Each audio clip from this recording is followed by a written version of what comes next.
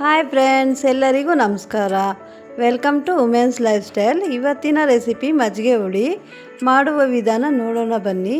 2 table spoon ಕಡಲೆಬೇಳೆ ನೆನೆಸ್ಕೊಳ್ತಾ ಇದ್ದೀನಿ. ಈಗ ಒಂದು ಸೋರೆಕಾಯಿ ಕಟ್ ಮಾಡ್ಕೊಂಡು ತೊಳ್ಕೊಂಡಿದ್ದೀನಿ. ಈಗ ಕಟ್ ಮಾಡಿರೋ ಸೋರೆಕಾಯನ್ನು ಬೇಯಿಸ್ಕೊಳ್ತಾ ಇದ್ದೀನಿ. ಈಗ ರುಚಿಗೆ ತಕ್ಕಷ್ಟು ಉಪ್ಪನ್ನು ಹಾಕ್ಕೊಂಡು ಬೇಯಿಸ್ಕೊಳ್ತಾ ಇದ್ದೀನಿ. ಈಗ ಇದು ಚೆನ್ನಾಗಿ ಬೆಂದಿದೆ. ಈಗ ಒಂದು ಈರುಳ್ಳಿನ ಸುಟ್ಕೊಳ್ತಾ ಇದ್ದೀನಿ. ಈಗ ಮೇಲೆ ಎಲ್ಲ ಸಿಪ್ಪೆ ತೆಗೆದು ಸಣ್ಣದಾಗಿ ಹಚ್ಕೊಳ್ತಾ ಇದ್ದೀನಿ. ಈಗ ಕಡಲೆಬೇಳೆ ನೆಂದಿದೆ.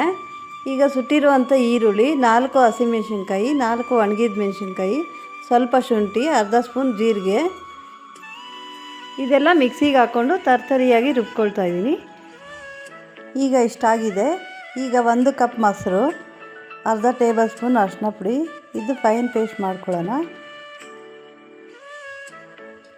ಈಗ ಒಂದು ಬಾಣಲಿಗೆ 2 ಟೇಬಲ್ ಸ್ಪೂನ್ ಎಣ್ಣೆ, ಸಾಸಿವೆ ಸ್ವಲ್ಪ, ಕರಿಬೇವಿನ ಎಲೆ ಸ್ವಲ್ಪ, ಅರ್ಧ ಟೇಬಲ್ ಸ್ಪೂನ್ ಜೀರಿಗೆ, ರುಬ್ಬಿರುವಂಥ ಮಸಾಲೆನ ಹಾಕ್ಕೊಂಡು ಚೆನ್ನಾಗಿ ಹಸಿ ವಾಸನೆ ಹೋಗೋವರೆಗೂ ಫ್ರೈ ಮಾಡ್ಕೊಳ್ತಾ ಇದ್ದೀನಿ.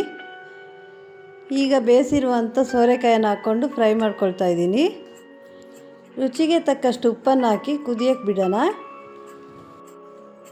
ಈಗ ಚೆನ್ನಾಗಿ ಕುದಿಸ್ಬಿಟ್ಟು ತಣ್ಣಗಾದ ಮೇಲೆ 1 ಕಪ್ ಮೊಸರನ್ನು ಹಾಕ್ಕೊಳ್ತಾ ಇದ್ದೀನಿ.